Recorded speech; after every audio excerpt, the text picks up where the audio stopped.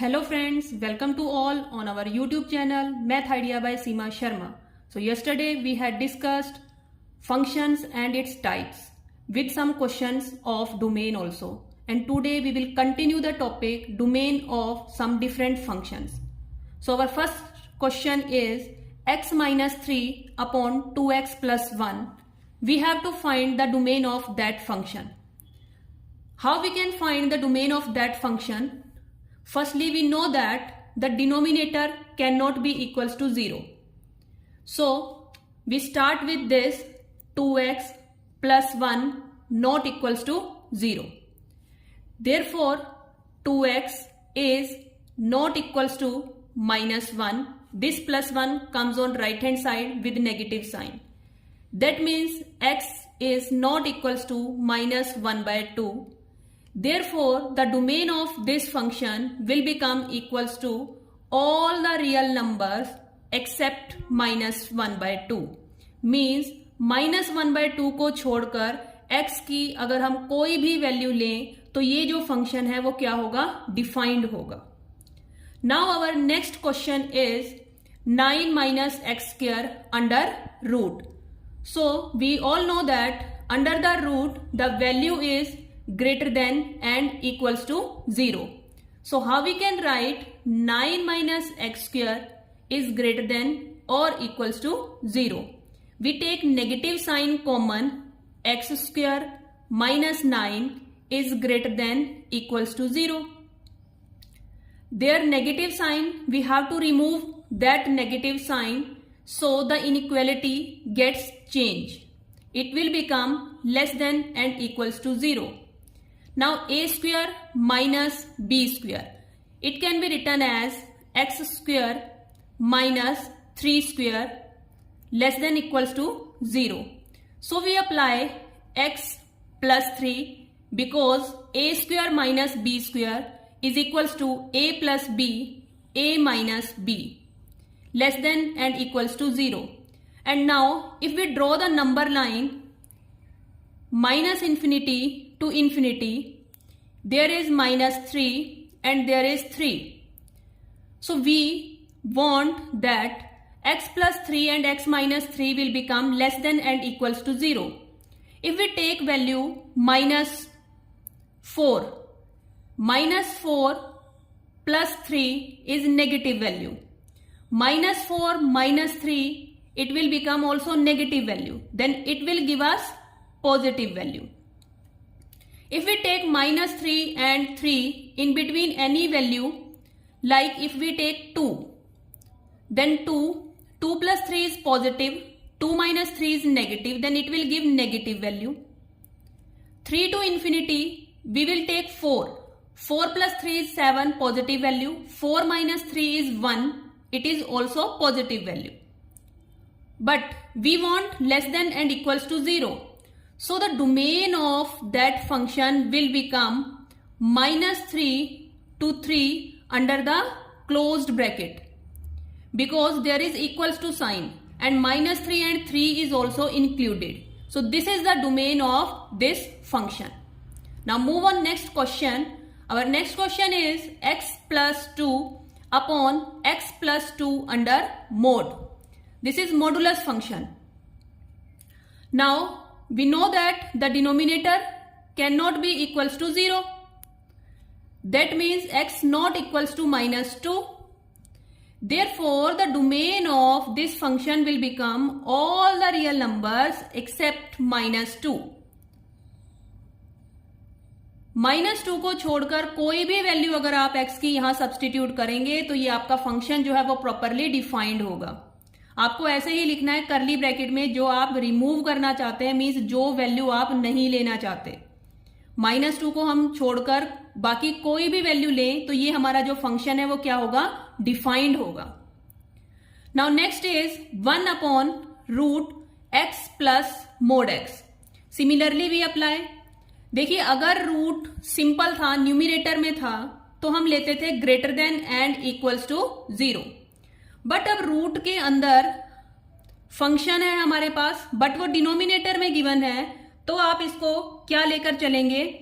x plus mod x is only greater than 0, because ये equals to 0 नहीं हो सकता। अब हमें पता है कि जो मॉडुलस फंक्शन होता है वो क्या होगा आपके पास, इक्वल्स टू x होगा if x is greater than 0।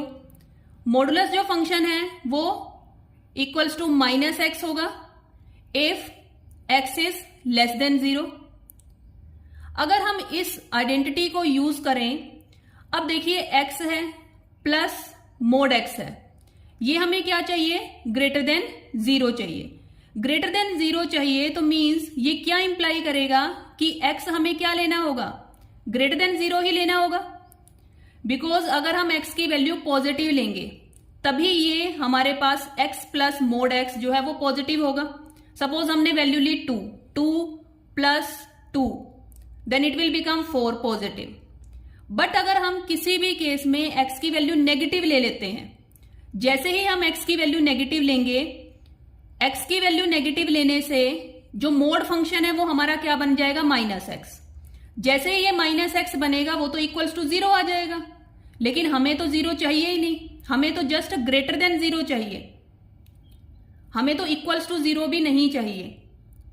That means कि इस फंक्शन की डोमेन हमारे पास क्या आ जाएगी, x is greater than 0, that means 0 से इंफिनिटी आ जाएगी। इक्वल्स टू 0 भी नहीं आ रहा है तो यहां पर ओपन ब्रैकेट रहेगी, इंफिनिटी के लिए हमेशा हमारे पास ओपन ब्रैकेट ही रहती है। So now move on next question.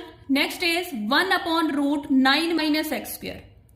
अब आप देख रहे हैं यहां पर ये फंक्शन जो था ये आपके पास न्यूमिरेटर में गिवन था, और अब यहां पर उसने क्या दे दिया, डिनोमिनेटर में। अगर न्यूमिरेटर में फंक्शन था तो हमने लगाया था greater than equals to.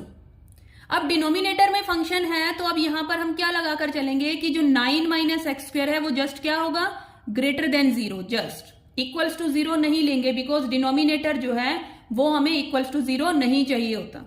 Same procedure follow करेंगे, माइनस कॉमन लेंगे, x² - 9 इज ग्रेटर देन 0, फिर माइनस साइन को रिमूव करेंगे तो ये क्या आ जाएगा आपके पास, इनइक्वालिटी चेंज हो जाएगी।